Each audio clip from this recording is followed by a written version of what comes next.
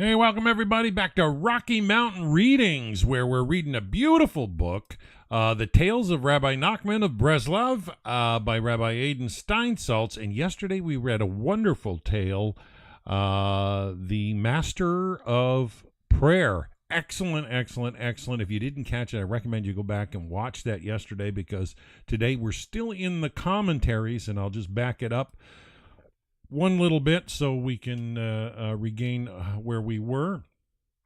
The infant in the narrative is clearly the Messiah, son of David, and the description given here of a person who embodies all virtues and perfections, even from his birth, is derived from the book of Isaiah and the Zohar. The king directs each of his counselors to a source to which he must go periodically in order to replenish his special power. When all the counselors are absent at once for this purpose, the structure of the court is weakened, and the tempest, always a symbol of the power of evil, disrupts the world and overturns its order. This beautifully written account is, in fact, a literary rendering of the Kabbalistic understanding of creation. The primary harmony that once existed was shattered in the cataclysmic event known as the breaking of the vessels. And as a result, sparks of holiness were dispersed throughout the world. The task of man is to find and raise these sparks and to restore order to the cosmos. Shalom, Sheila and Ashley G. Glad to have you with us. I've just backed up a page from yesterday so we can regain where we were. However, the task is extremely difficult. The king is not to be found. The Shekinah is in exile, and the primal Torah now exists only as a memory. In such a state, most men fall into despair.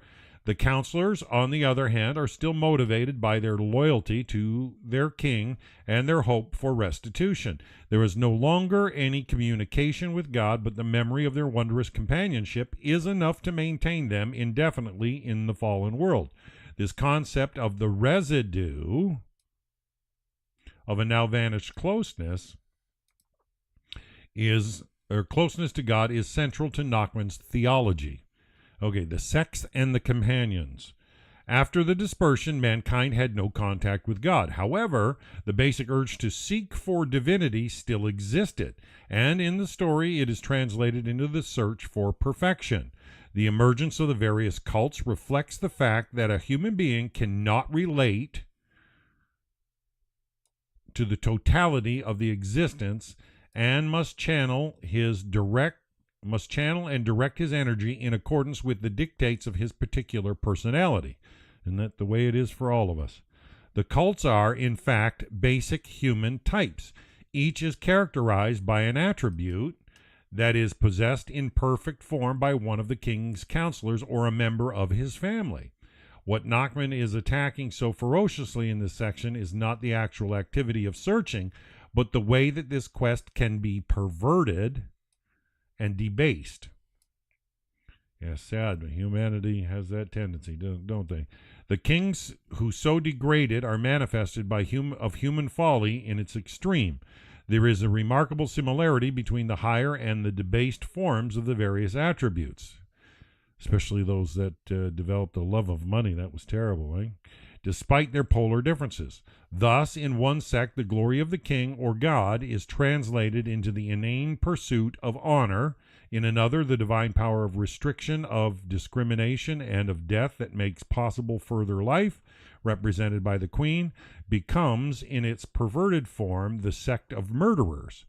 Necessary death becomes wanton killing. It should be noted that in Nachman's brilliant cataloging of the various follies of mankind, two of the sects receive scant treatment. The shortcomings of the cleverness are well covered in the clever man and the simple man, and apparently prayer was never debased. The following table presents in schematic form the relationship between the members of the king's court and the perverted and higher forms of each attribute. This is probably a little difficult unless you're watching it on a big screen. Member of the court, the king, representative of God, debased virtue of honor, and the higher virtue was glory. The queen, there was no representative. but destruction and murder were the debased value. Understanding, analytic power. The king's daughter is the Shekinah. Orgiastic fecundity. Divine abundance was the higher virtue. The warrior was the persecutor of the Messiah, representative of the precursor, of the Messiah. Debased virtue was physical prowess. The higher value was spiritual prowess. The lover was Abraham. The debased virtue was drunkenness, and the higher value was unlimited love. The sage is representative of Moses. Debased virtue, cleverness. That's what happens with those that think they're wise in their own eyes. They miss a point, and they always try to be clever instead of the higher value, Torah and real wisdom. Treasure is Aaron the high priest, representative. Debased virtue is wealth, and the higher virtue is blessing. The bard is King David and the Levites, representative of. Verbosity and prolixity is the debased virtue, and the higher virtue is praise of God. The infant is representative of the Messiah. Health or care of the body is the debased virtue, and the higher value is perfection. And the master of prayer is representative of Elijah, or the Zadok of the generation. The debased virtue is prayer, not debased, and the higher virtue is prayer proper. Okay, the beginning of the restitution. Shalom, Linda. Glad to have you back with us. Okay, you can listen to it later. The process of restoring the world to its primary harmony must have a number of stages. First, the counselors in their respective sects must find each other, and the relationship of king and his subjects has to be established. As kings, the counselors will be able to fulfill their cosmic task in bringing about the redemption. At this point, the sects are drawn to the counselors because they see in them manifestations of the perfections they seek, but they still cannot distinguish between its noble and its base forms. The counselors, too, are still unable to raise the people from idolatry and can do no more than eliminate the worst abuses and excesses. The complete reform of mankind can come about only when all members of the royal court and the counselors are reunited. This is a big statement for sure. And the divine influence pervades all levels of existence. It is important to note that the counselors seek not to suppress their people's debased attributes, but to redirect those attributes to the proper goal. And that's usually a sign of a great teacher, somebody who's redirecting those attributes to their proper goal rather than just suppressing them.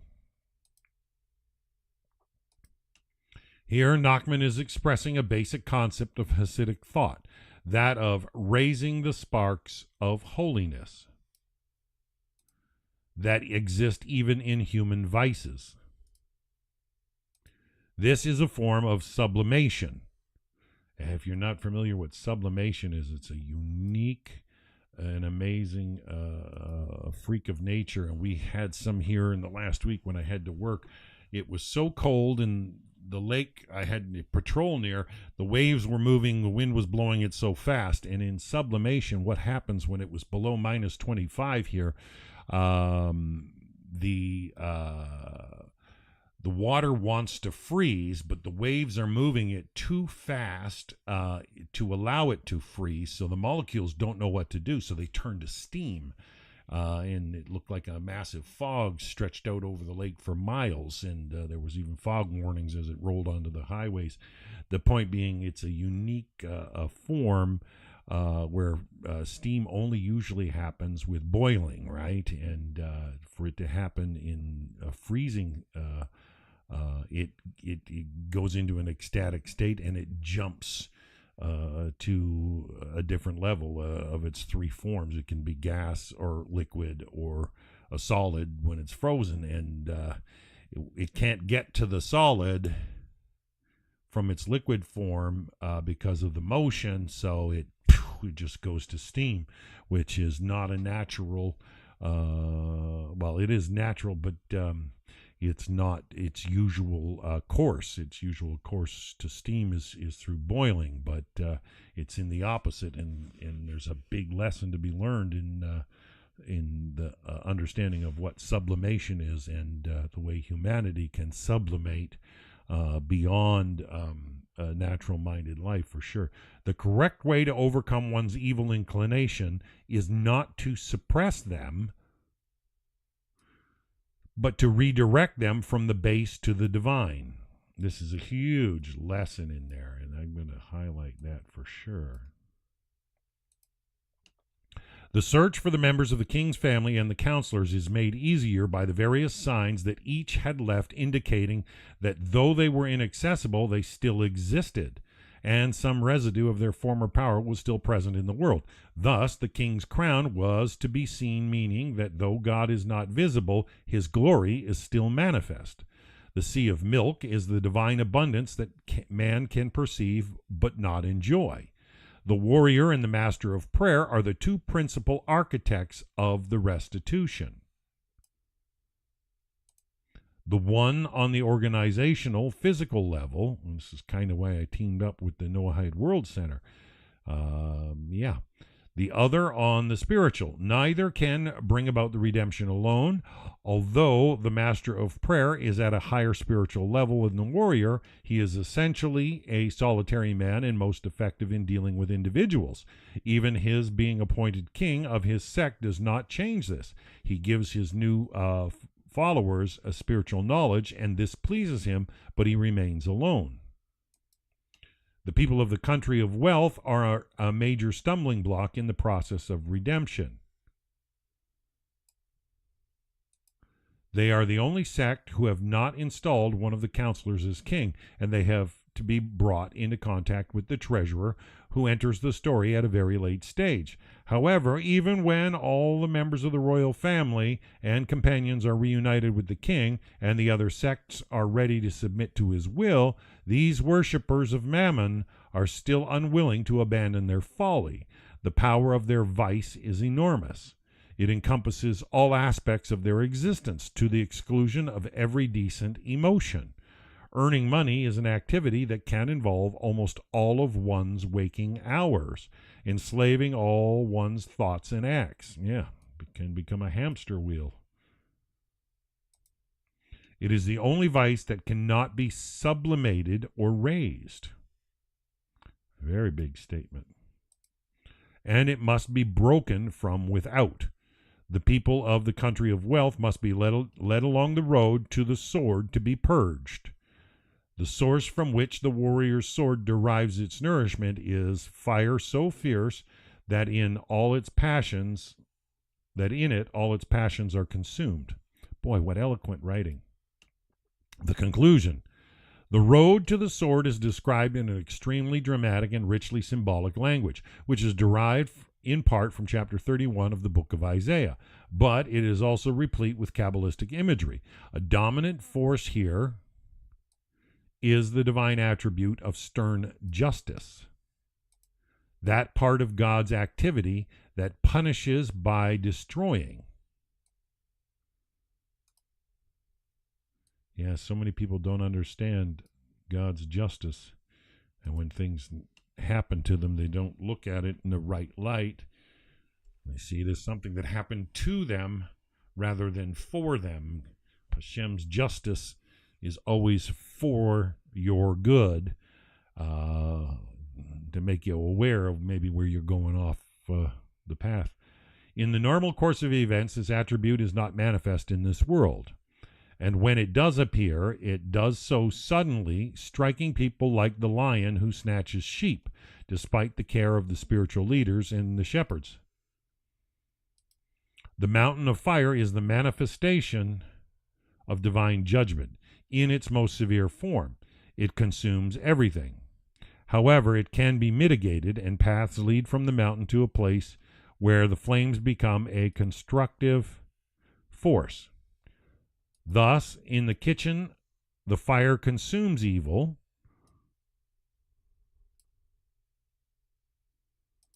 but it also extracts and prepares nourishment for the world. turning bitter into sweet. And in this, it is assisted by the birds, who represent human souls. It is here where hellfire is moderated that the inhabitants of the country of wealth are purged of their depravity in a conclusion that is both pious and hilarious. When this happens, the primal harmony of the world is restored. Interesting closure of that statement. Come on.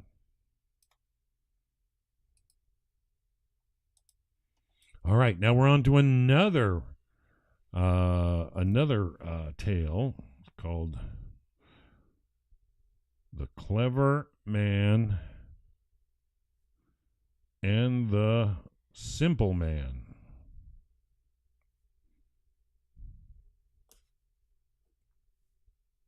The Clever Man and the Simple Man. All right, you ready to roll?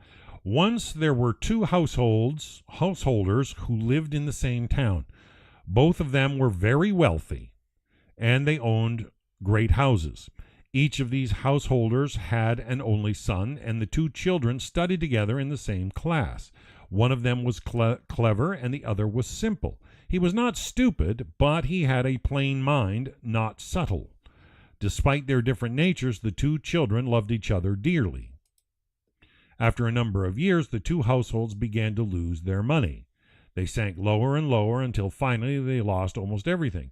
They became very poor and had nothing left but the houses in which they lived. The children were growing up, and their fathers told them, "We are no longer able to support you, and we cannot keep you at home. Make of yourself whatever you can." The simple lad went off and learned shoemaking.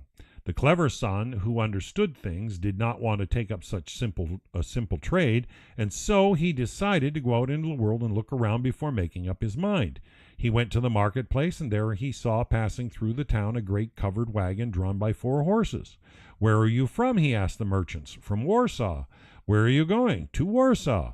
"Perhaps you need a serving lad." The merchants saw that he was clever and quick, and he caught their fancy. They took him with them, and he served them diligently along the way. They arrived at Warsaw. Since he was a clever fellow, he said to himself, "Now that I am here, why should I stay with these merchants? Perhaps I can better myself elsewhere. I shall look around and inquire." He went to the marketplace and asked about the people who had brought him and about his chances of finding a better position. People answered him that the merchants who had brought him were honest people and good employers, but that working for them was difficult because their business took them to distant lands. As he walked around the marketplace, the youth saw shopkeepers, servants going about their business. He noticed their fine manners, their fancy hats, and their pointed shoes. He was a sharp and understanding lad, and he liked the idea of doing such work, both because of its elegance and because one could do it without traveling. He returned to the merchants who had brought him, thanked them, and told them that he did not want to stay with them, and as for their having brought him to Warsaw, he had already repaid them with his service on the journey. He left them and found employment in the service of a shopkeeper. The position of a servant is determined thus. At first, he is an underservant and has to do heavy work for little pay, and only after some time can he rise to a higher position. Generally, that's the way of life, isn't it?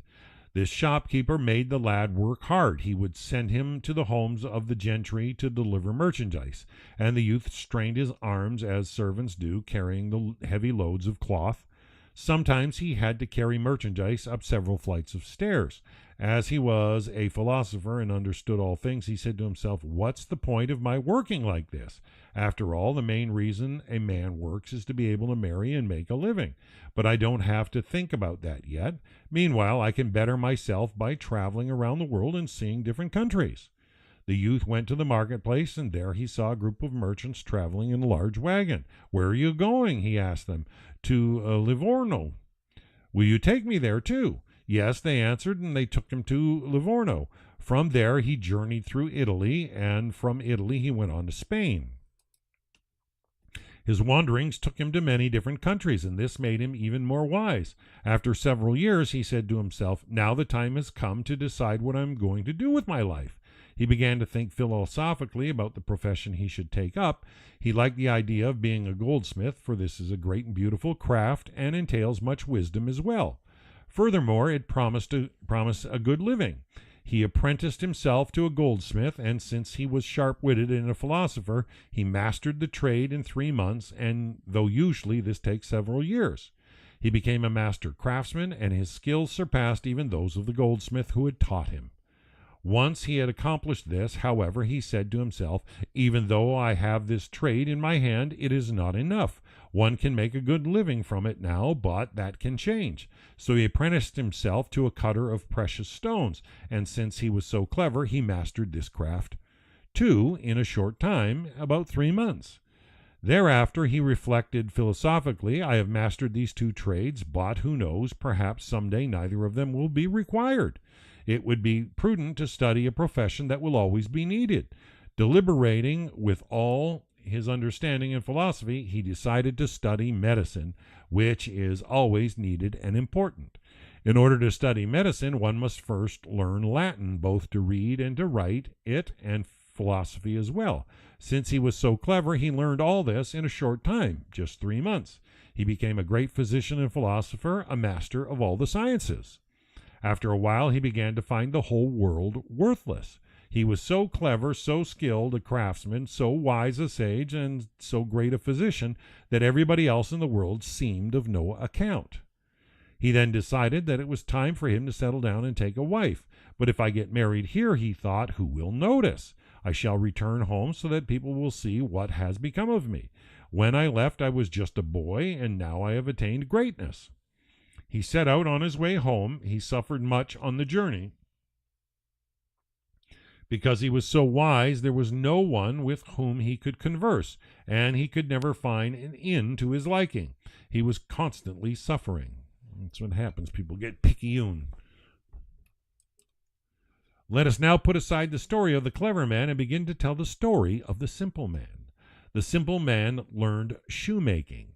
Since he was simple, it took him a long time to acquire the skill, and even then he did not master it entirely. He took a wife and made a living by his trade. Since he was a simple man and was not skilled at his craft, he earned his living with great difficulty. He had to work hard all the time and had no time even to eat.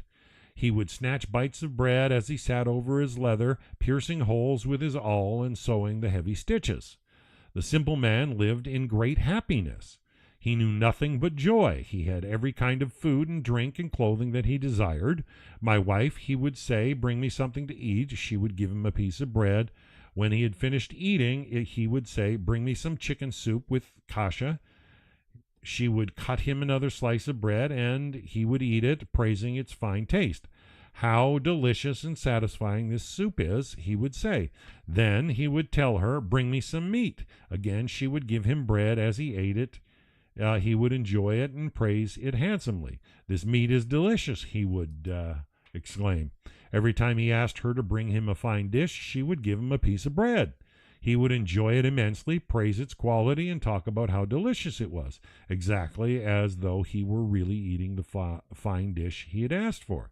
Because of his great innocence and happiness, he actually tasted the bread he ate, the flavor of any food he desired. After the meal, when he said, "My wife, bring me a drink of beer," she would bring him a glass of water. "How delicious this beer is," he would exclaim. The next he would say, "Bring me some more mead." She would give him more water, and he would praise the fine quality of the mead. "Bring me wine," he would demand, or perhaps he wanted some other beverage. Whatever it was, she always gave him water, and he would enjoy and praise it exactly as if he were really drinking the beverage he had requested. And so it was with clothing. He and his wife had but a single sheepskin coat between them. Whenever he needed the sheepskin to go to market, he would say, "My wife, give me the sheepskin," and she would give it to him. When he went visiting and needed a cloth coat, he would say, "My wife, give me the cloth coat." She would give him the sheepskin. In delight, he would exclaim, "What a well-made cloth coat this is." To go to the synagogue, he needed a kaftan. "My wife, give me the kaftan," he would say, and she would give him the sheepskin. "How fine and how beautiful this kaftan is," he would declare. Sometimes, too, he had occasion to wear a fur coat. His wife would give him the sheepskin, and he would praise it, taking pleasure in the fine quality and beauty of his fur coat. He did the same with all things, and so he was always filled with joy and happiness. As he was not a master of his craft, it sometimes happened that when he finished a shoe, it had 3 points instead of 2. He would take the shoe in his hand, praise it highly, and take great pleasure in beholding it. My wife, he would say, how pretty and fine this shoe is, and how sweet. It is a shoe of honey and sugar. If that is really so, she would answer, why do the other cobblers take 3 kopecks for a pair of shoes, and you only take a kopeck and a half?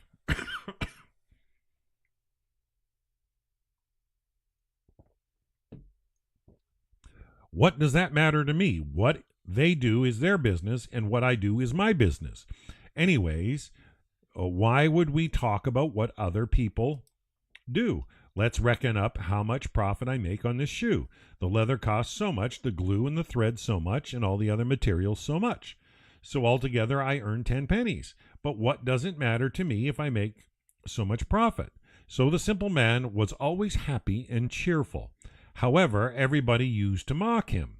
He was just what they needed, a butt for their jokes. People considered him a lunatic.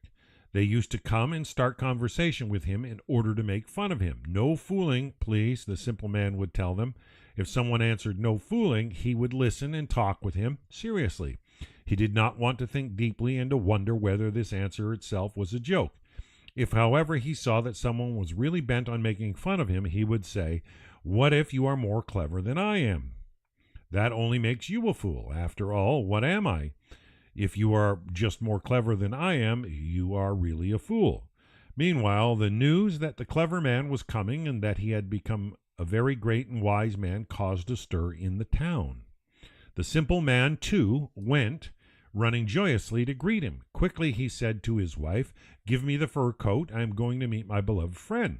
I'll see him at long last. She gave him the sheepskin, and he rushed off to meet the clever man as he rode up in grand style in his carriage. The simple man greeted him with great joy and affection. My dear brother, how are you? Blessed be God who has brought you here and allowed me to see you.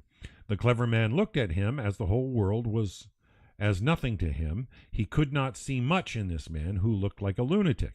Nevertheless, because of the great love they had had for each other as youths, he took him into his carriage and rode with him into town. Meanwhile, the 2 householders had died, and they had left their houses to their sons. Because the simple man lived nearby, he had entered his father's house and taken his inheritance. The clever man, however, had been away in foreign lands. There had been no one to take possession of his house, and it had fallen into decay and ruin. By now, nothing remained of it. And so, on his return, he had nowhere to live. He went to stay at an inn, but it was not to his liking, and he suffered there a great deal. The simple man now had a new pastime. He began to visit the clever man frequently, always in a mood of affection and joy. He soon saw that his friend was suffering at the inn. My brother, he said, come stay with me at my house. I will gather all my things into one corner, and my whole house will be at your disposal. The suggestion appealed to the clever man, and he came to stay with the simple man. The clever man suffered all the time. It became known that he was a very wise man, an artisan and a craftsman and a great physician. One day a nobleman came by and asked him to make a gold ring. He prepared a most exquisite ring, cutting the design with great skill and engraving on it a wonderful tree. However, when the nobleman returned, he did not like the ring. The clever man suffered terribly from this. He knew that in Spain this ring, engraved with the image of such a tree, would be highly regarded. Here, however, there was nobody who could appreciate it. On another occasion, a great nobleman arrived, bringing with him a precious jewel imported from some distant land. He had another jewel with an engraving on it, and he commissioned the clever man to copy this design onto the first jewel. The clever man made an accurate imitation that greatly pleased the nobleman. The clever man knew, however, that his work was flawed, and that he had made a minute error that no one but he himself could notice. This, too, caused him great suffering. Even though I am so clever, he said to himself, I can still make mistakes. Welcome to reality. His work as a physician was also a source of suffering. One day he visited a sick man and gave him a remedy. He knew that the patient's only chance of recovery was to take this potent draught. But the man died nevertheless, and everyone said that it was his fault. He suffered greatly from this. On the other hand, if a patient he had treated did recover, everyone said that it had happened by chance. He was always suffering. When he needed some new clothes, the clever man went to the tailor and explained at great length exactly how he wanted the garment to be sewn. The tailor did as he was told, but he made a small error, and so one of the lapels turned out crooked. This, too, upset the clever man. Here no one will notice anything, he said to himself. But if I were in Spain with this lapel, I would be a laughingstock. He was always suffering. The simple man was always running, happy and content to his clever friend. Finding him sorrowful and suffering, he asked him, "As wise and as wealthy as you are, why are you always suffering? And why am I always so happy?" The clever man was amused to hear such words from someone he deemed a lunatic. The simple man noticed this, and he continued, "Ordinary people are no more than fools when they mock me. Even though they're smarter than I am, that doesn't make them more than fools. How much more does this apply to a clever man like you? What is the point of showing that you're more clever than I am? How much better it would be," the simple man suddenly exclaimed, "if you were to become like me." "It is indeed impossible that I could become like you," replied the clever man. "If God were to take away my reason, or if I were to fall ill and go mad, I could indeed become a lunatic like you. But you couldn't possibly become like me. You could never become as wise and as clever as I am."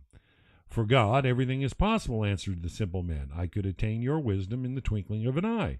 At this, the clever man laughed heartily.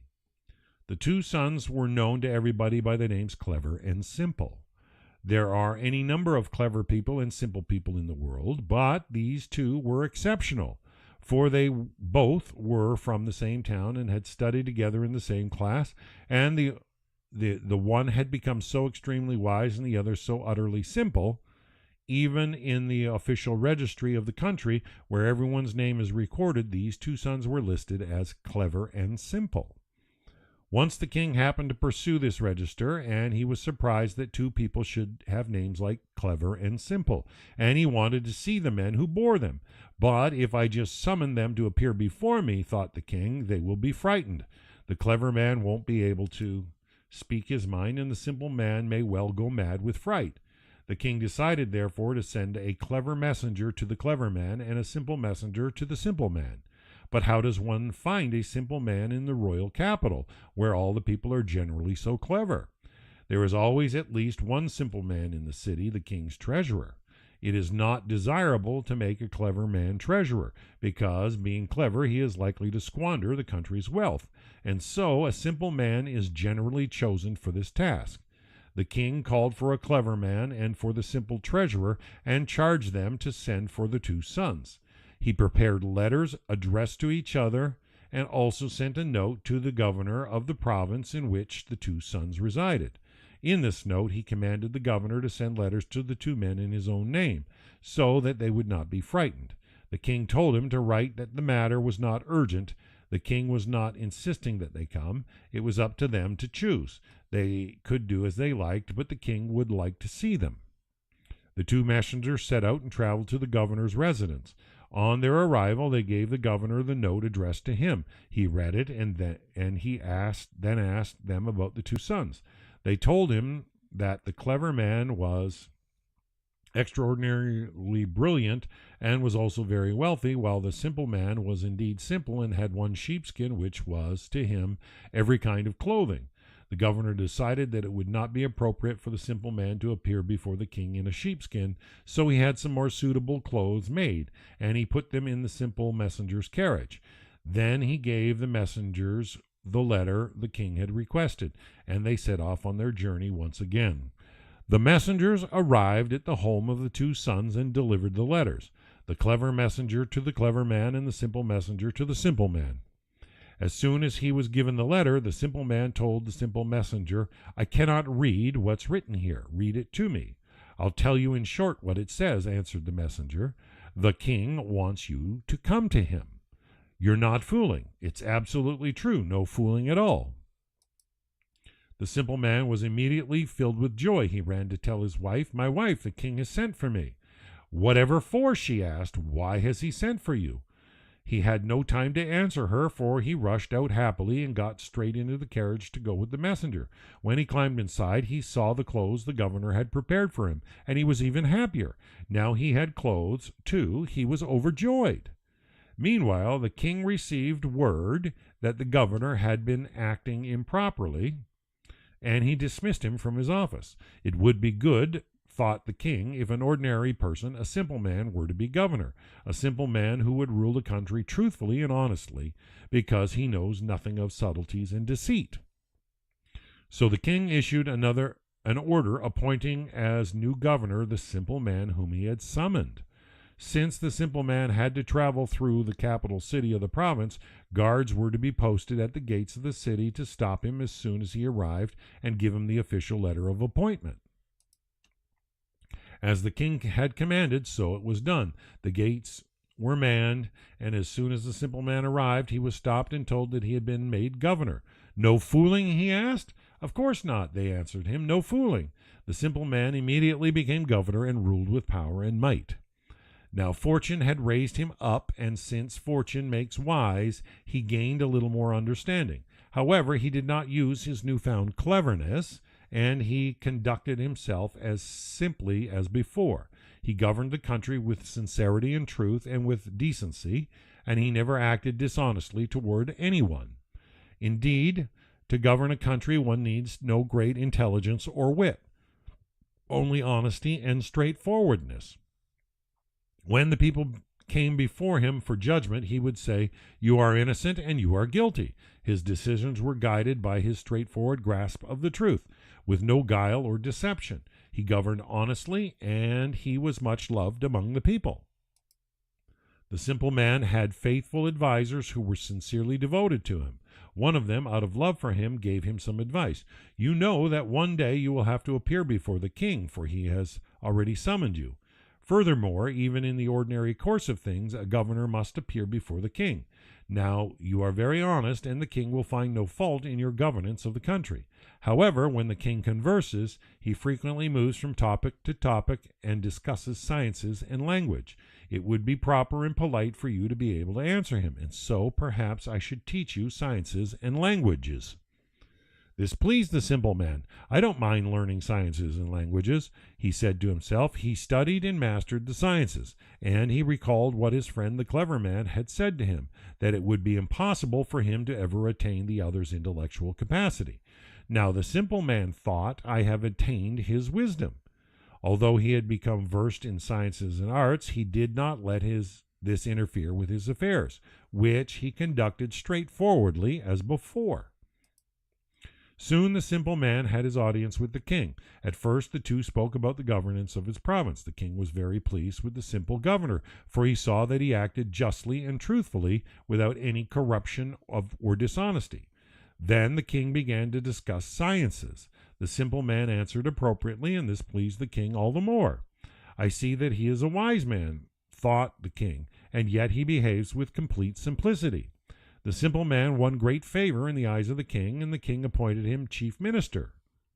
He gave him an official letter of appointment to his post, and he ordered that an estate be given him as his residence, and that a beautiful palace befitting his new status be built for him there. All this was done. The palace was built on the estate that the king had given him, and the simple man assumed his great role with power and authority. Now when the letter from the king had been delivered to the clever man, he said to the clever messenger, "Wait, stay here overnight. We shall discuss the matter and come to a decision." That night the clever man made a grand dinner for the messenger, and over the meal he began to analyze the situation, using all his learning and philosophy. "What can it mean," he exclaimed, "that such a great king sends for a lowly person like me? Who am I that the king should send for me? What can it mean? He is a great king who rules a vast dominion and wields much power, and I am nothing compared with him. Does it stand to reason that such a king would send for me? One could say that he summoned me on account of my wisdom. But what am I to the king? Has the king no wise men about him? The king himself must surely be a great sage. Why then should the king send for me? The matter confounded the clever man. As he wondered about it, he declared to the clever messenger, "Do you know what I think? There is no king, and everyone in the whole world is mistaken in believing that there is. Listen, does it stand to reason that the whole world should submit itself to one person and make him king over everything? No, it is clear that there is no king." "But I brought you a letter from the king," protested the messenger. "Did you receive it from him personally?" the clever man asked him. "No, someone else gave it to me." "There, you can see for yourself that I am right. There is no king. Now tell me, you are from the royal capital, and you grew up there. Have you ever seen the king?" "No." "Now you can see that I am right. There is no king, for even you have never seen him." "If that is so," returned the clever messenger, "who governs the country?" "Ah, I can easily explain that. I am an expert in such matters, so you've asked the right person. I've traveled a great deal, and I spent some time in Italy where I was able to learn the local customs. The country is ruled by 70 counselors who remain in office for a limited period of time.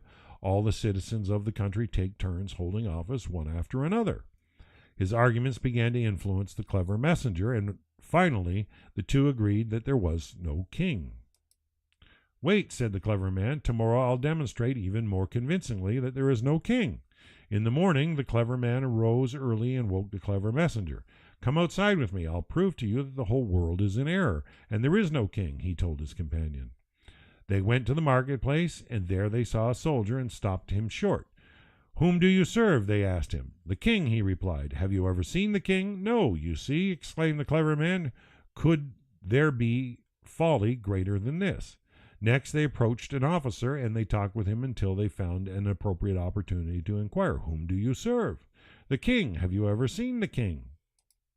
"No." "So," cried the clever man, "now you can see with your eyes that they are all mistaken, and there is no king." The two were now in full agreement that the king did not exist. "Come, let us travel around the world," exclaimed the clever man to his new friend. "I'll show you more examples of how everyone in the world is deluded by folly." They departed together and traveled around the world, and everywhere they went they found the world to be in error. For them, the matter of the king exemplified all delusions. Whenever they found people to be in error, they would tell each other, "That's as true as the story about the king." They continued traveling around the world, and eventually they used up all their money. They sold first one of their horses, and then the other, and then the rest of their saleable possessions, and had to wander around on foot. Still, they were bent on investigating the world, and they continually found confirmation that the world was in error. They became footloose beggars and lost all their dignity and distinction.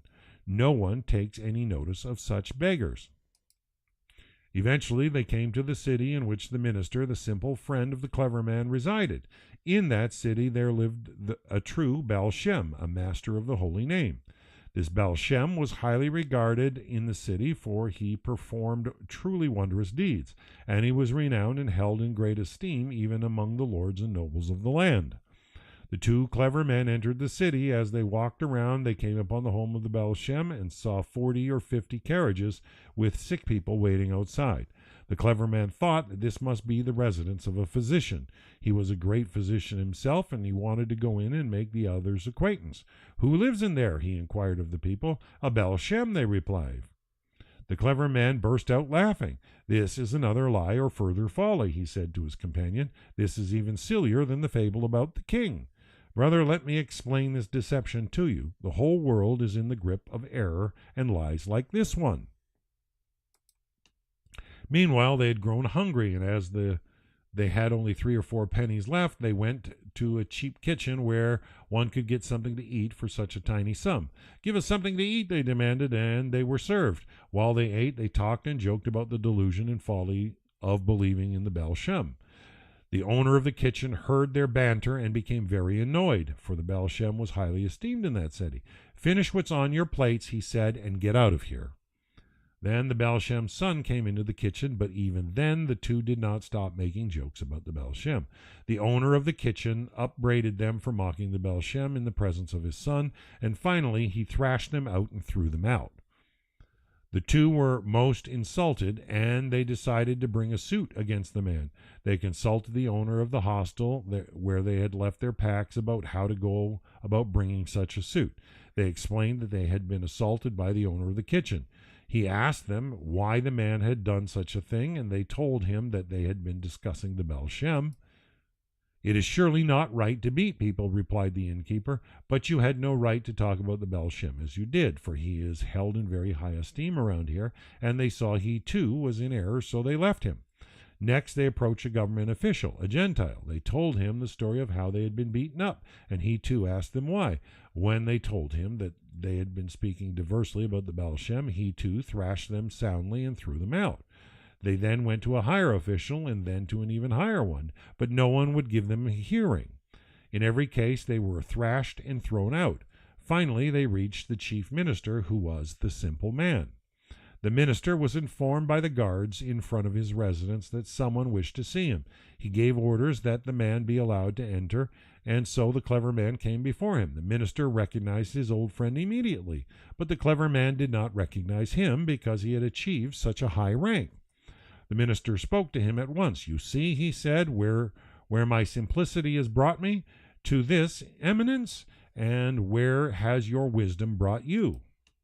"So you are my old friend, the simple man," exclaimed the clever man. "But we can talk about that later. Just now I am seeking justice against someone who beat me up." "Why did he hit you?" asked the minister. "Because I was talking about the Baal Shem," he replied. "I said that he was a liar and that the whole thing is nothing more than a big swindle." "So you still cling to your cleverness," exclaimed the simple minister. "Listen, once you said that you could easily reach my level, but that I could never reach yours. Now look, I attained yours long ago, but you have not yet reached mine. Now I can see that it is indeed more difficult for you to attain my simplicity."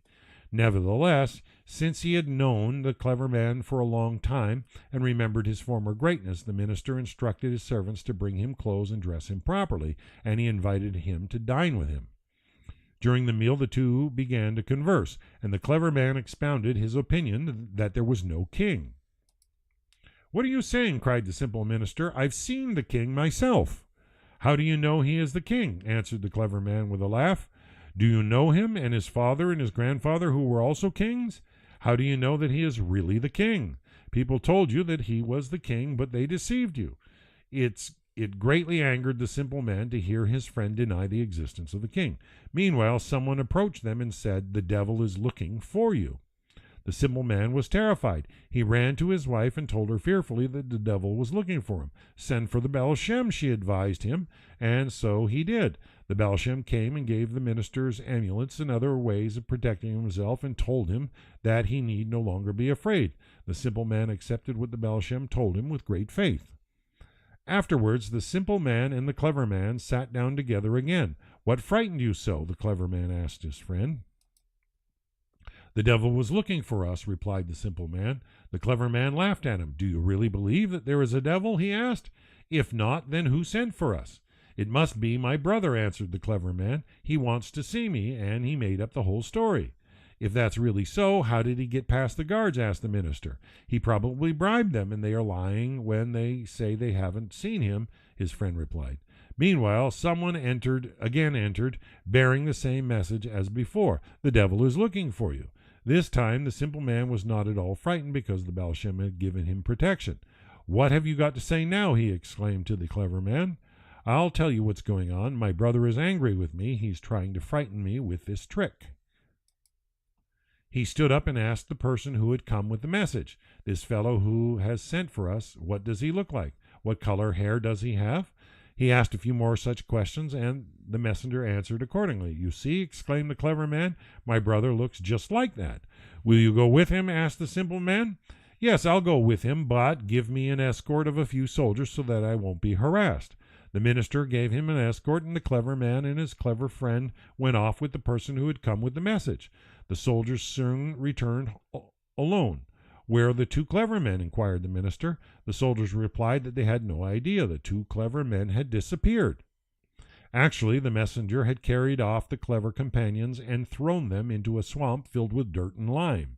And there in the middle of it sat the devil on a throne. The mud was as thick as glue. The clever pair were stuck fast in it, unable to move. "Villains," they cried, "why are you tormenting us? There is no such thing as the devil. You're just scoundrels, and you've no reason to torment us like this." So the two of them wallowed in the swamp, and still they continued to inquire, "What is all this? They're just a bunch of hooligans. We must have quarreled with them on the road, and now they're getting back their own back." They remained in the swamp for several years, suffering horrible torments and afflictions. One day, as the simple minister was passing by the home of the Baal Shem, he recalled his friend, the clever man. He went to see the Baal Shem, bowed to him respectfully, and asked, "Do you remember the clever man who was summoned and carried off by the devil and hasn't been seen since?" "Yes, I remember," answered the Baal Shem. "Could you possibly show me where he is and get him back?" the simple minister besought him. I can certainly show you the place," the Baal Shem replied, "and I can get him out, but no one else must go there, only you and I." The two departed together. The Baal Shem did what he had to do, and they arrived at the place. The simple man saw the clever companions wallowing in the thick, muddy swamp. When the clever man saw the simple minister, he shouted, "Brother, look, they're beating me. These scoundrels are tormenting me cruelly and for no reason."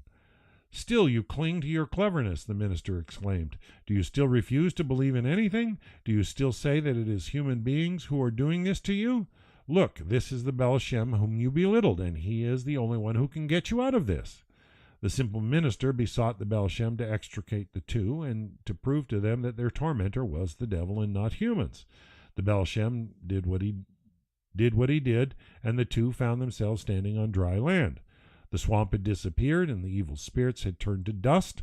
Only then did the clever man see the truth. He was forced to acknowledge that there really is a king, and there really is a true Baal Shem. Commentary. The Clever Man and the Simple Man is unique among Nachman's major tales in that the basic idea is explicit from beginning to end and is never veiled by allegory or symbolism. Nevertheless, allegory and symbolism are present and are essential to the story. The reader must understand the way they are employed in order to perceive both the deep significance of the theme and the reference to historical personalities and events. Simplicity or naivety occupies an important place in Nachman's teachings.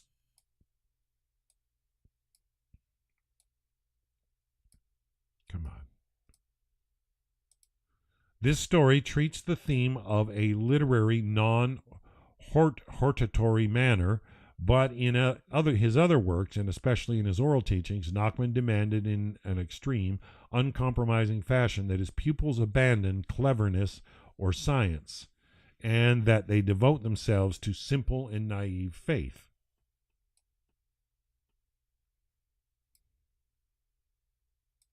You don't think cleverness is going to... Yeah, there's a difference the way the intellect properly functions and deviantly functions. Nachman perceives two polar approaches to life, the clever and the simple. The story depicts both paths and analysis and analyzes not only their significance but also the pitfalls and problems that are implicit in each. Despite the difficulties, Nachman's choice is clearly simplicity. The single Hebrew word chokmah, for the same root as chacham, the clever man of the story, encompasses many meanings. Cleverness, the ability to understand knowledge in a variety of fields, including science, and spiritual mode of thought. Nachman seems to be willing to forgo them all in order to avoid the dangers implicit in some. Nevertheless, the contrast at the center of the story lies not between knowledge and ignorance, but between two spiritual characteristics, the ability and inclination to probe, to seek for deeper meanings, and simplicity, seeing and accepting things as they are. Nachman perceives cleverness as intellectual disquiet, which is ultimately destructive.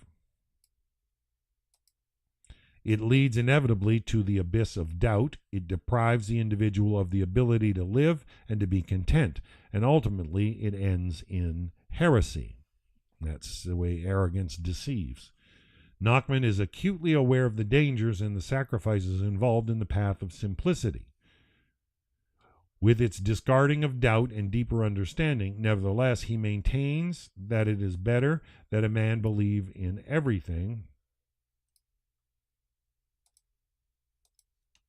including truth, than that he deny everything, including truth. Yeah, this is just a way of skeptics that is just off base. Yeah, always naysayers and doubters. Moreover, this must be a conscious decision. Though it is possible that when a man reaches a high degree of simplicity, he may proceed farther into the realms of the intellect, as the simple man of the story is eventually able to do. There is no possibility of compromise about the basic approach and the early stages of spiritual development. Nachman's formal ideological position is extreme, but in this literary elaboration he is somewhat more equivocal. There is never any doubt that the simple man is the hero and the exemplar of the tale, but he is depicted as a rather flat, stereotypical figure. The clever man, on the other hand, is treated with greater depth and understanding. Nachman was personally acquainted with the agonies of cleverness.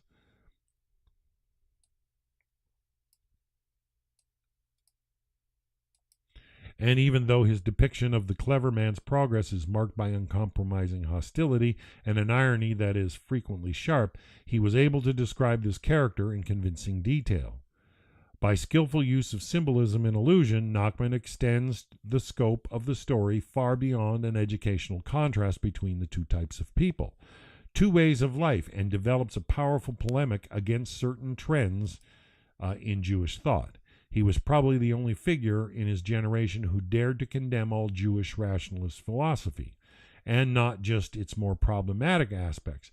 Rather than taking issue with particular theses or conclusions, as did several of his contemporaries, he attacked this philosophy in toto.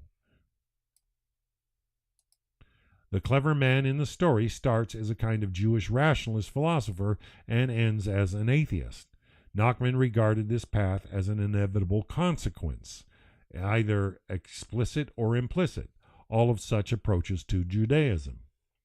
The two householders at the beginning of the story personify the established modes of Jewish life. They are rich, not only in the material sense, and the heritage they pass on consists of large houses of age-old wisdom and tradition. Into such houses, from time to time, are born children with different personalities, each of whom interacts in his own way with his home and tradition. The major characters of the story are two such sons who differ deeply in their spiritual makeup. The one clever, quick-witted, and intelligent, the other simple and naive. It is clear that the simple man is no fool. The distinction between simplicity and folly is important in Hasidic thought.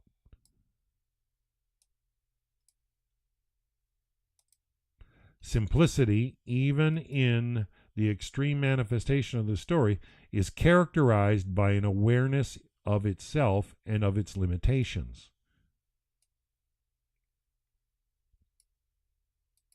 Folly, on the other hand, attempts to reconstruct reality according to one's limitations and feelings. Wow, what a distinction. It is thus not a natural deficiency, but rather a failing that approaches sin. On a deeper level, this means that the simple man is closer to a true perception of reality. He may perceive things naively, and his understanding and grasp may be superficial, but his vision is not marred or distorted by untruthful ways of conceiving the world. What an outlook. The fool, on the other hand, always distorts the facts, wrenches them from their context, and thereby destroys their validity in order to make them accord with his own perceptions. Isn't that the way of the deviant? Wrenches them from their context and thereby destroys their validity in their own mind in order to make them accord with his own perceptions. Yeah, it's delusional. To a certain degree, the more he learns, the greater his powers to despoil. The great households. The two great households, which, as I have previously noted, represent Jewish tradition, begin to fall into a decline. The tragedy of the weakening of traditional Judaism, symbolically represented by the impoverishment or the death of the fathers, is a feature in several of Nachman's tales. Such declines are not specific to any historic period and, in fact, can take place at any time.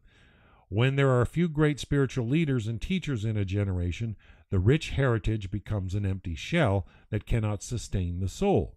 In such circumstances, the sons must fend for themselves.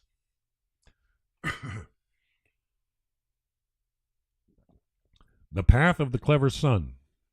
The simple son remains very close to his old home and takes up a humble vocation. For him, the sole consequence of the decline of his father's house is a lowering in his social and economic status. The clever son, on the other hand, responds to his changed circumstances by seeking his fortune elsewhere. In many ways, he is a typical self-made man. The first stage of his development is the feeling that he must break out of his immediate stifling environment and discover the possibilities for growth that exist elsewhere. He goes out into the wide world.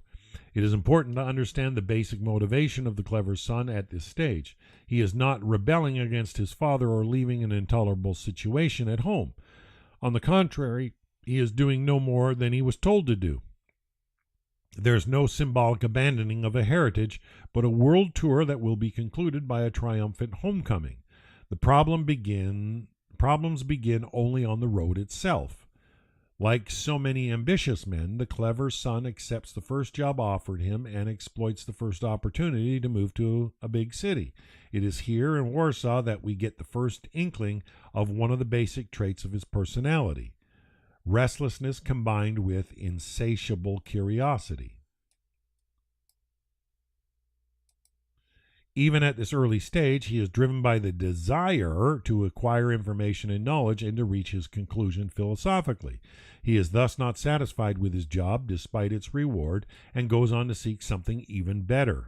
More. The choice of work as a shop assistant, or specifically the rational reasons for the choice, provide Nachman with the opportunity to begin to mock the clever man. Despite all his wisdom, he is attracted to the most superficial of characteristics of status. The smart apparel of a servant.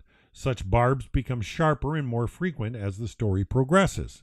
The clever son devotes all his energy to satisfying his curiosity and accumulating information. He's all about self. His relentlessness takes him to distant lands. The wisdom he acquires is characteristic of his relativistic, pragmatic philosophy. Eventually, it will make him world-weary. Not world-savvy, world-weary. Pitfall, yeah. Some youth never realize. Meanwhile, however, in his search for some kind of purpose, he acquires many skills.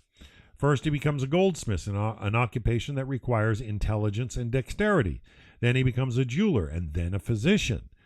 He is thus, to all outward appearances, a great sage, but with the speed with which he learns indicates that these studies are not really meaningful to him. It's like, yeah, book smart, but not practical.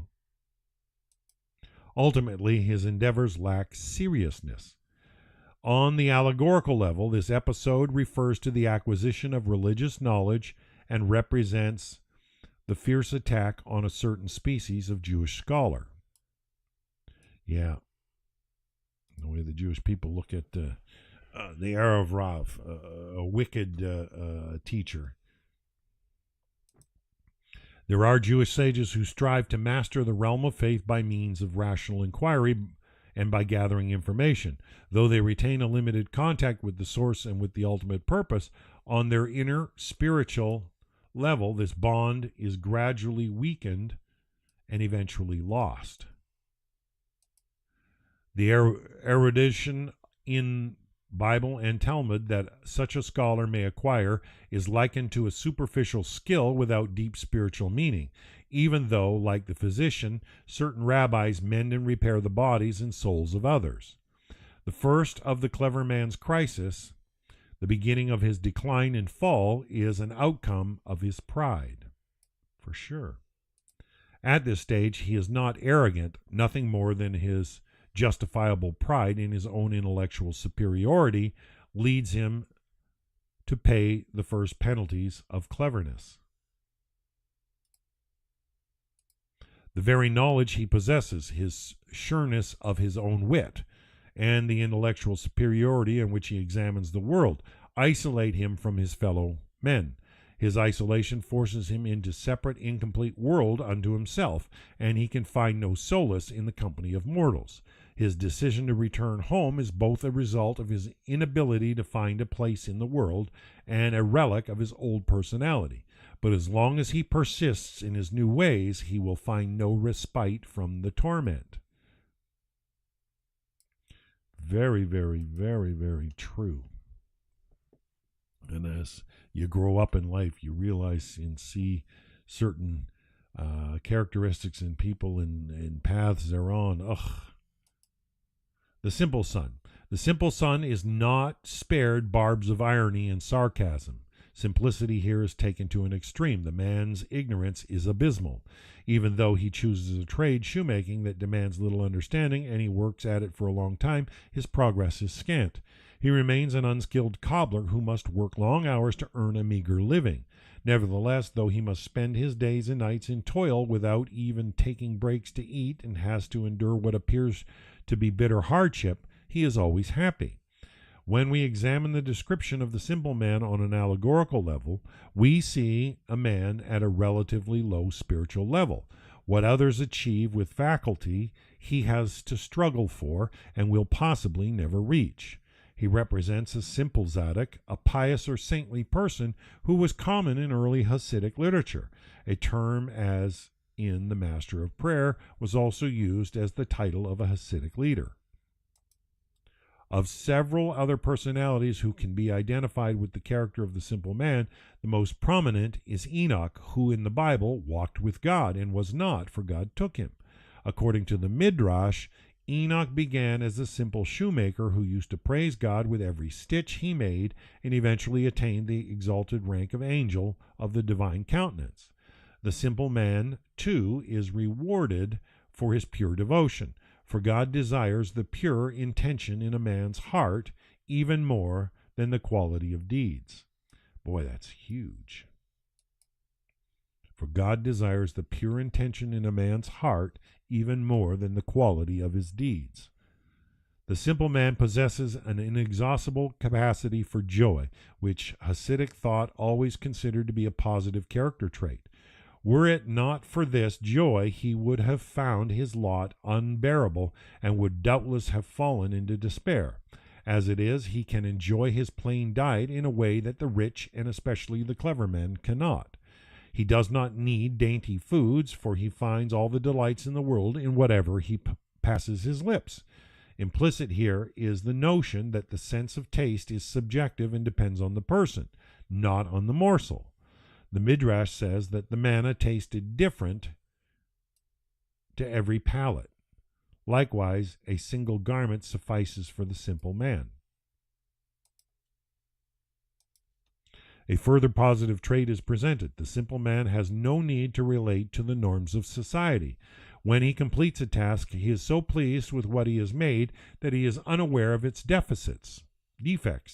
He is not critical either of himself or others, for criticism derives from the making of comparisons, from relativism, the viewing of everything according to its extrinsic criteria, while the simple man's approach is intrinsic, and he is filled by what he has at any given moment. Yeah, you never have to make comparisons except with yourself yesterday. You know, are you doing more today than you were yesterday? Are you making, progressive strides today that you didn't yesterday? Once the shoe on which he has been working is finished and ready for use, he is overwhelmed with the joy of creativity. According to Nachman's teaching, the same applies to worship. Indeed, a single Hebrew word means both work and worship. No matter how imperfect the prayers of the simple person, they are nevertheless something of rare excellence in his own eyes, and he has no cause to criticize them or seek out their defects. The simple man's wife attempts to introduce a note of criticism, of comparison with others, but he totally rejects such evaluation. What does that matter to me? What is theirs in there? What is theirs, and what is mine. Another point in his reply concerns the reward for good deeds. This must never be calculated, for the reward lies in the doing itself. There's a big statement as well. Come on.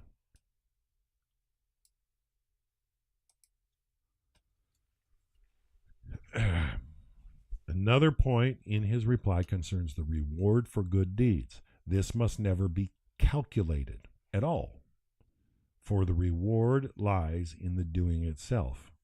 I love how they teach the reward for a mitzvah is another mitzvah. A personality like the simple man's is inevitable, the object of derision. People mock his way of life, his simplicity, and his faith, seeing them as manifestations of lunacy. His refraining from using his critical powers also makes him easy prey for practical jokers, against whom he defends himself with the rather inadequate request that they desist. Nevertheless, he does not emerge from these encounters as the underdog. The reunion. The clever man returns home from his restless search for peace, but finds his father's household in ruins. During his long peregrinations, neglect has taken its toll. His doubting philosophy has destroyed his heritage, or at least has made it empty for him. Furthermore, he has lost the ability to relate to the place and to its people. His hometown has become an unsatisfactory inn. When eventually he accepts the offer of hospitality made by the simple man, he does receive something of the ancestral heritage, though only indirectly, through the medium of the respect and admiration of his old friend, who is in firm contact with it. The clever man is unable to escape from the torment, and whatever he does causes him suffering. If his work is perfect, no one else possesses the discrimination to appreciate it. If it is faulty, he is praised by those who cannot see flaws that are obvious to him. He is pathetically dependent on public opinion, and yet he disqualifies the opinions of others. That happens to a lot of people who are always concerned about what others think. People pleasers. Yeah, he is isolated in the incommunicable pain of his own excellence. According to Hasidism, depression and sadness are manifestations of arrogance. Uh-oh. What happened here?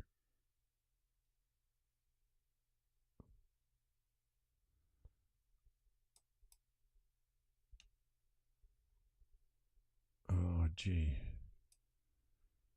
Hopefully this is still...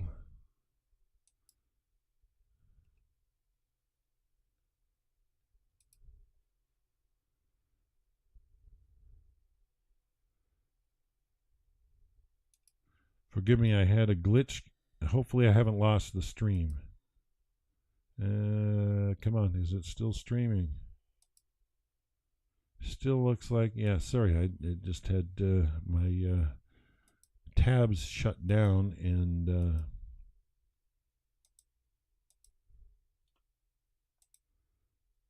just had to make sure my stream is still up. Hopefully you guys are still getting this stream fine. Let me know if you had a glitch, okay?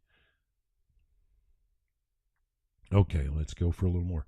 According to Hasidism, depression and sadness are manifestations of arrogance and derived from comparing oneself with others. It's a very big thing to understand.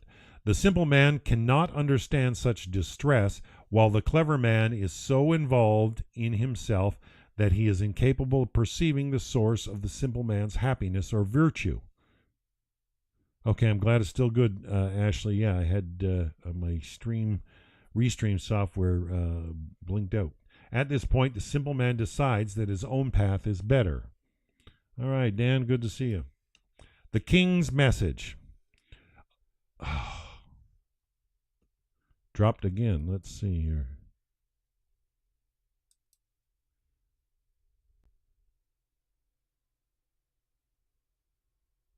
Oh, yeah.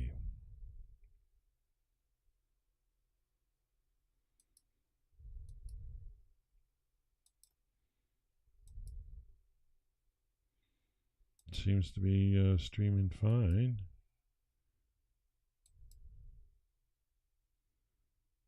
Looks okay.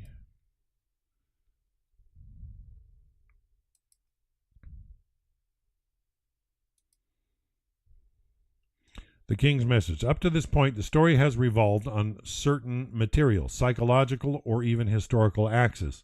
The king's message, inviting the two men into his presence, introduces a deeper theme, the consequence of their two paths for faith and relationship of man to God.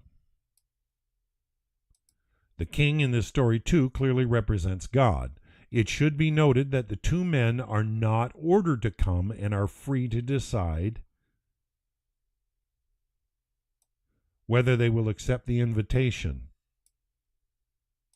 The king's message is for the benefit of those to whom it is sent, not for that of him who sends it. There's a big statement. The king's message is for the benefit of those to whom it is sent, not for that of him who sends it. And that's the way it is with Torah. It's for the benefit of those to whom it is sent, not for that of him who sends it. Symbolically, the king's message is Scripture, which is sent by means of different messengers or interpreters, according to the understanding of its recipients. The two messengers are sent not by the king himself, a direct command from God would terrify its recipients, but by an intermediary, the governor, the leading personality of his generation, who has been entrusted by the king with the governance of part of his realm. The simple man is also provided with new garments. This is of great symbolic significance, for in Hasidic terminology, garments are the external manifestations of the soul. Previously, the simple man's soul had expressed itself in a rather coarse manner that had, however, been quite adequate to his circumstances. Now that he has been called to the king, he needs more refined garments. The simple man's way to the king. The simple man is not even able to read the king's letter and asks that the gist of the context be explained to him. The simple messenger's reply that the king wants him to come is the ultimate irreducible essence of the Bible. After the simple man has assured himself that this is no jest, he is filled with great joy. He has no clear concept of what the king is, but he does know that he is Lord and Master. The simple man sets out without seeking to understand, leaving his wife's questions unanswered. The old governor is dismissed because he has become too clever. He no longer fulfills the king's desire as a simple agent and has begun to superimpose on his tasks his own human interpretations and considerations. The simple man is made governor, for, though he is limited in intellectual ability, there is no doubt that he will rule faithfully. He has become a tzaddik in the sense that of a leader of a community. There are numerous such Hasidic accounts of attainment of spiritual leadership by means of simplicity, devotion, prayer, and union with God.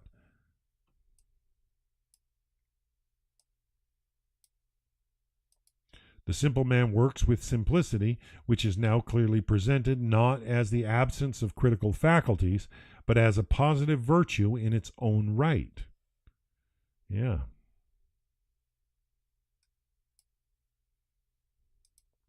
He perceives things as they are, and all his actions are for the sake of justice and flow from justice. The simple man is now able to grow intellectually without impairing his essential fairness and without losing his simplicity. Because of his simplicity and his insight, he acquires wisdom without anguish, and by the time he reaches the king's presence, he has achieved such a high level that he is made chief minister. He now shows himself capable of ruling men and of placing his wisdom in the service of the king, both essential attributes of a tzaddik. The clever man's response to the king's message. The clever man responds to the king's message in a completely different way. First of all, he is in no hurry, even though the call is from the king himself. He prefers to wait, to sleep on it, to think about it, before deciding whether he will comply. Subsequently, his sophistry leads him to doubt everything.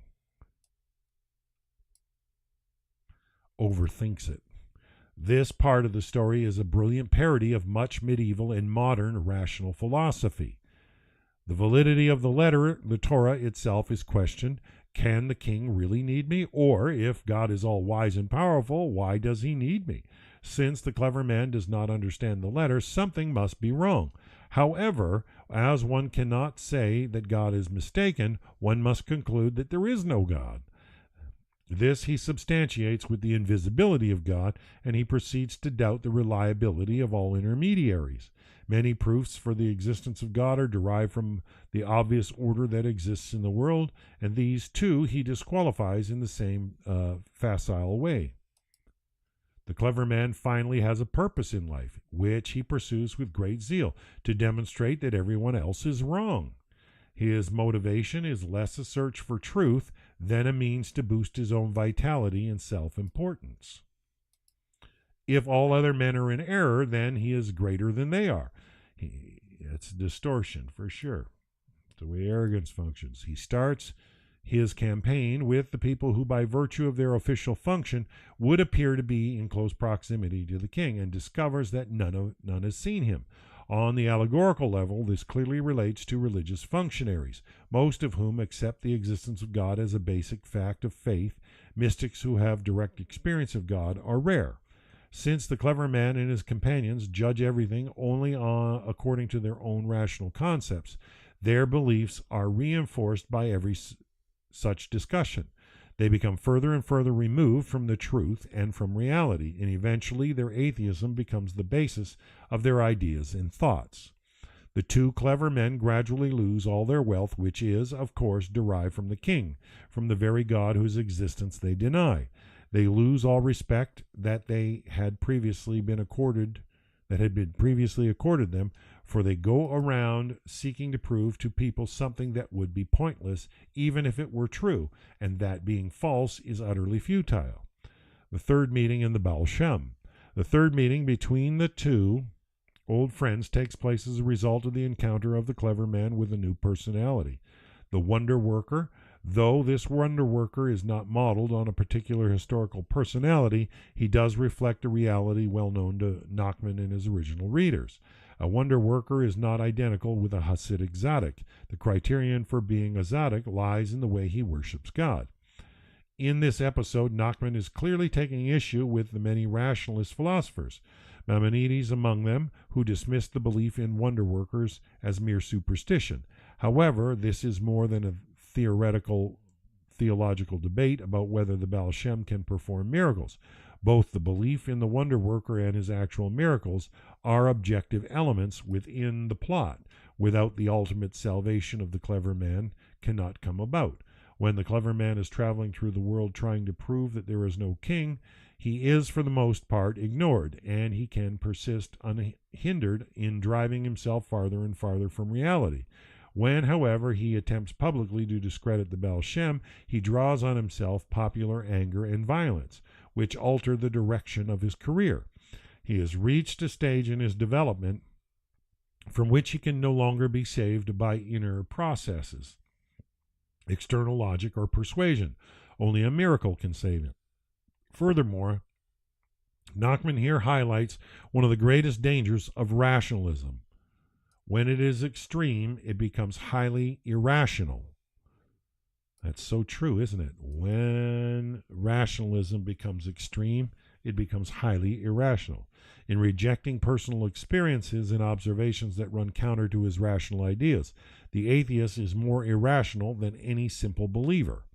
In fact, he has become a counter-believer who is as dogmatic and inflexible as those whom he seeks to illuminate.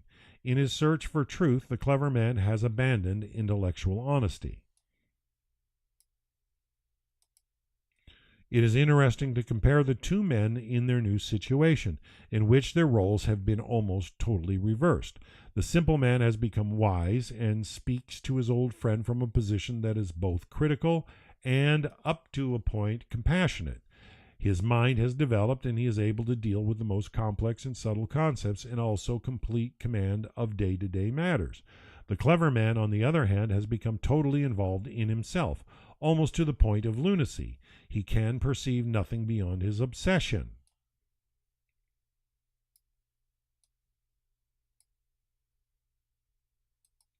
Once a rich man and scholar of repute who was accorded great respect, he has become a pauper and an outcast. On meeting his old friend, he fails to recognize him, and when told the latter's identity, is utterly indifferent to him as a human being with whom he himself was once close.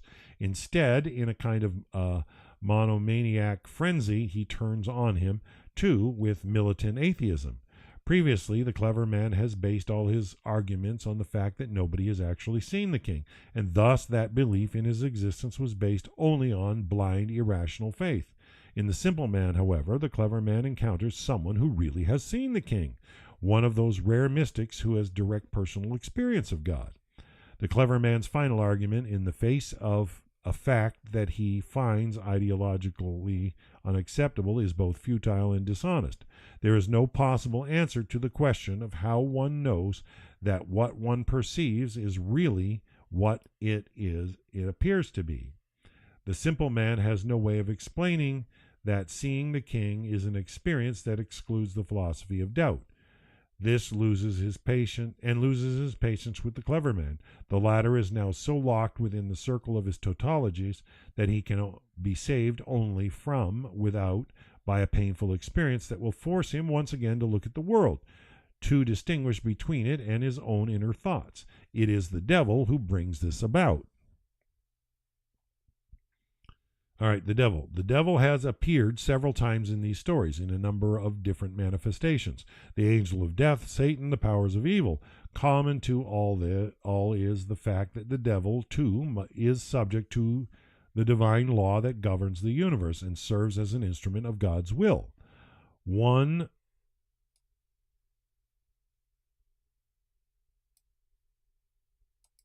of the functions of the devil is to act as a warning. In such a case, he may appear as an objective natural phenomenon, or he may be experienced as purely subjective feeling of impending evil. The proper response to such premonition should be one of reaction, urgent and determined steps to reinforce the powers of good, both within oneself and in the world outside. The problem of evil has always been one of the major pitfalls of rationalist philosophy, both Jewish and Gentile. Rationalists tend to be optimistic in their picture of the world and allow no room for evil as a force that is palpable and that man must fight and strive to overcome. In their attempt to explain certain phenomena that ideally should not be present in the world, they employ a number of philosophical stratagems. Some say that evil does not really exist and is merely a local absence of good, just as darkness is the absence of light, and others say that evil is a byproduct of material existence and lacks both meaning and importance. The clever man naturally refuses to accept the devil as a supernatural force and attempts to explain his own torments as being caused by ruffians or scoundrels. At one point, he even identifies the devil as his own brother. Come on.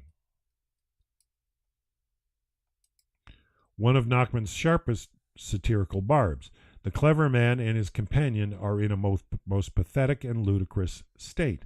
They are cast into a pit of mire that is clearly symbolic of their cleverness, now totally degraded and valueless, and are being punished for their sins, and they refuse to acknowledge. Their lack of self-awareness is absolute. There is now only one resolution. The simple man and the Baal Shem must together enter the realm of evil and extricate the clever man and his companion by faith and by miracle. This is an extremely perilous mission, which can be accomplished only by the holiest and most saintly of men. By now, the simplest man has attained such a status and can be seen as Hasidic Zadok. One of those functions was to seek out the most abject sinners and raise them from evil. The story ends the point from which the clever man can set out on a long and difficult path of rehabilitation. Nachman told this story at a time when the Jewish Enlightenment was gaining strength in Europe. He regarded this movement as potentially highly destructive to traditional Jewish society and the fight against it as national task of the utmost importance.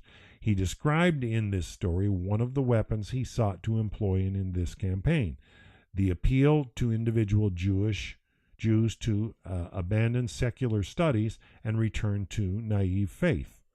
However, the most powerful weapon he envisioned was the personality of the Hasidic Tzaddik, a man who drew others to him and guided them in both religious and secular matters. In Hasidic thought in general, and in Nachman's doctrines in particular, this new religious leader enjoyed a status that has no parallel in Jewish history. Such tzaddikim, their unique personalities and their spiritual roles, are treated in detail and depth in The Seven Beggars and the Master of the Prayer. Excellent. All right, and so just in time, we finished that tale of the clever man and the simple man, and finished off yesterday's commentary as well. And so tomorrow we will be back with the tale known as the Seven Beggars. Hopefully you folks are really enjoying this as much as I am. I'm really enjoying this. Just to give you an idea, we're only 65% through the book, so we've got about, I would say, probably 2 or 3 more sessions before we'll finish.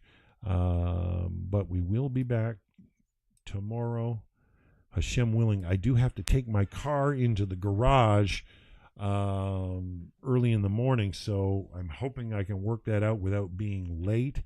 But I'll aim to be here for the usual time and do this. But Hashem willing,